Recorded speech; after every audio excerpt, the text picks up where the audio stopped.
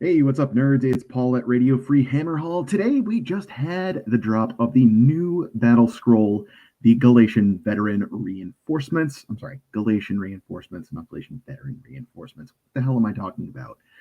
We also got a new Metawatch article, so I just wanted to go over that stuff really quick, just kind of give my thoughts and information on what's going on. That's all available over on the Warhammer community page if you're looking for the specifics. All of this should be getting pushed out to the app if it hasn't already. And let's take a look at what we've got here. So first of all, just want to touch on real quick the MetaWatch article. I thought the information they had in there was really good. They also had a video accompanying it, kind of going a little bit deeper into their thinking behind it and all of that.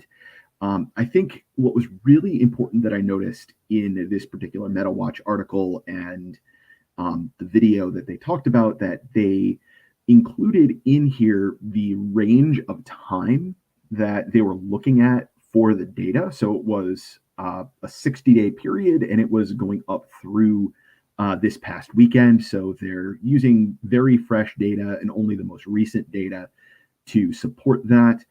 And in addition to that, they were also including in their statistics a margin of error.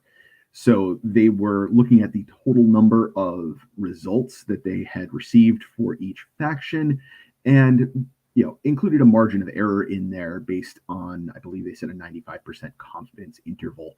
So I thought that was really great that they were looking at it from that perspective. They're definitely showing that they're looking at this stuff on a pretty deep and sophisticated level if they're starting to factor in things like that. So definitely have an appreciation of that, and I think that's pretty well reflected in what we actually have for changes in this battle scroll. So I think some of this may have been previous changes, but all of the magenta is stuff that was changed since the last battle scroll. This is the change that we got to Purple Sun instead of doing the slay a model on a 6. We're doing slay one model with a wounds characteristic of 9 or less, and then otherwise it suffers d6 plus 6 mortal wounds. I think in the previous errata, no, I'm thinking of something different. We went from a larger bubble to now within 1 inch of the spell gets the d6 roll. So pretty good there. I like that change. I think it's still a really good spell, but it is, it doesn't have the same kind of crazy swing to it that you can't just take a 500-point model down with a die roll. Down here in the Grand Alliance Chaos section, up top, we didn't have anything here in order that was getting changed. That's okay. We're going to see that there's some points changes down on page 3 that we can look at. Beasts of Chaos, they have a change to their monstrous rampage for primordial call points.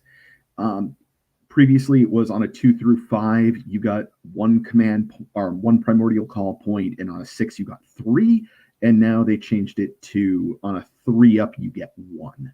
So making it a little bit less likely to get anything, and when you roll a 6, you're not getting that spike anymore. So that's definitely a positive thing. Beasts of Chaos have definitely been a little bit outsized on their win rate recently, and I think that's a nice little change that's just going to tamp down their summoning a little bit here. Grand Alliance Death, no rules changes. And then over here, Gloomspite Gits, Arachnarok Spiders are now battle line if your general is Spider Fang. I definitely really like that. That's super cool. Awesome change. Why wasn't it always like that? And then for the Swamp Kala Shaman and Pot Brat, we're removing this text from the Poisons and Elixirs ability instead of attempting to dispel an endless spell or cast any spells with this unit in that phase.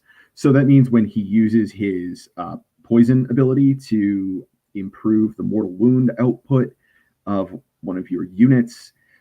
They're no longer giving up their spell cast. So, previously you had to basically choose between a spell or poison, and the choice was almost always poison, even though the spell lore for them is pretty decent.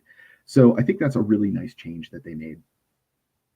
Hopefully that's a bit of a quality of life improvement for the Cruel Boys. They have definitely been languishing for quite a while. They're really like the weak part of the Warclans battle tome. So definitely a welcome change, like a nice little elegant change that I think a lot of people wanted.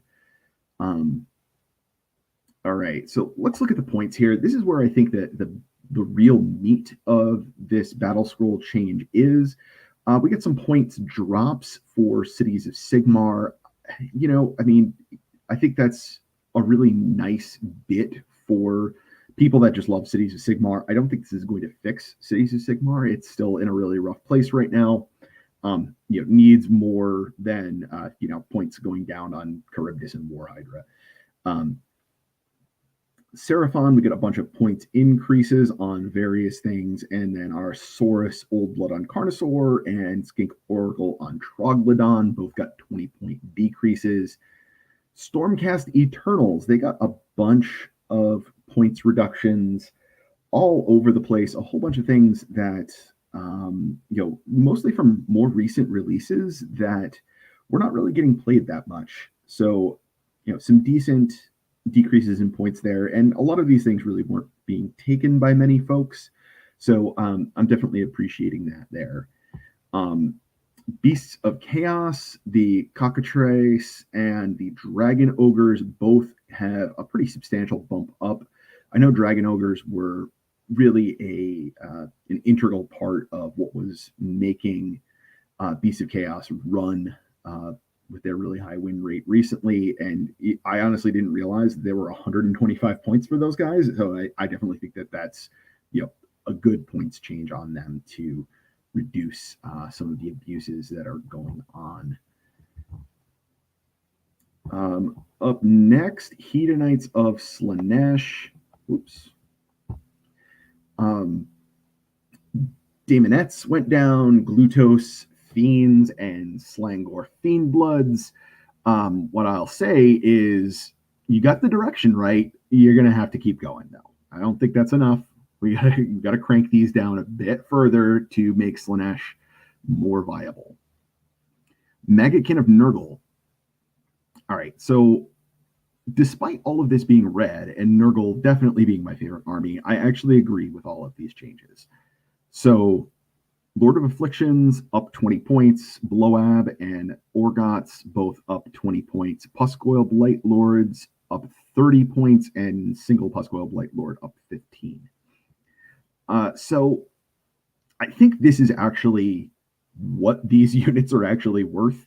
I've been beating the drum since the previews of this battle tome that Bloab and Orgots were undercosted. I think at 320 they're probably still undercosted. They're very, very good.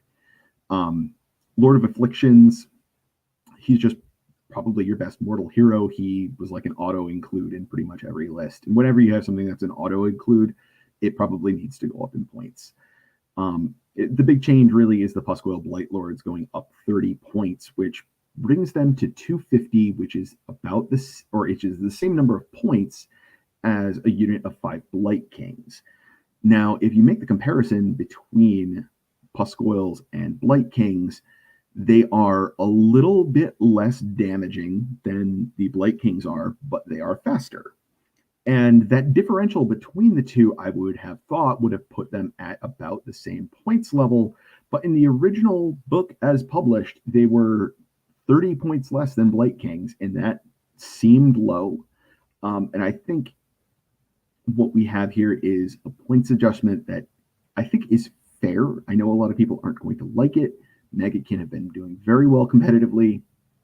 I just played a bunch of Puscoils at Holy Havoc this past weekend, and they were absolute wrecking balls. They were the things, really winning us games very frequently. They just move through. They're fast. They hit your opponent hard. and then they get stuck in and your opponent can't get by them. So I think that's definitely really appropriate changes. Hopefully that'll bring Nurgle a little bit back into line. And I feel like, as someone that's a Nurgle player and building Nurgle lists, like this isn't backbreaking. This is probably just going to make you drop like one unit out of your list or downgrade a unit. So that's, I think, not that big of a deal. Up next, we've got Skaven. We have a whole bunch of points drops on this. The Doom Wheel, the Death Master, Lord Screech, Vermin King, Vermin Lord Corruptor, and Vermin Lord Warpseer. Those are all seeing drops from 10 points to 25 points, depending on which one you're looking at. I think Skaven needed a little bit of help. I'm not sure if this is quite going to get it there, but it's certainly going to make, Lord Screech was definitely not worth 425 points, so maybe 400's better. Deathmaster going down, I think, makes him a much more interesting choice now. All right, and let me just scroll here. Flesh Eater Courts, Terrorgeists and Zombie Dragons both going down 20 points. I mean, I think on something that big, you need more than a 20-point move just because it's such a large percentage of your army. Both of these were less than a 10% move. And they've been known to make changes of up to 20%. So I think that's, probably not enough to save Flesh Eater Courts, but, maybe it'll let you bring some more ghouls into the list or something. Ossiarch Bone Reapers, a whole bunch of points drops across the board. The Mortek Crawler, the Harvester, and Mortis Guard, Morghast Archai, Morghast Harbingers, and Necropolis Stalkers. So that is basically, a really good chunk of the army that's getting points drops, looking like it's,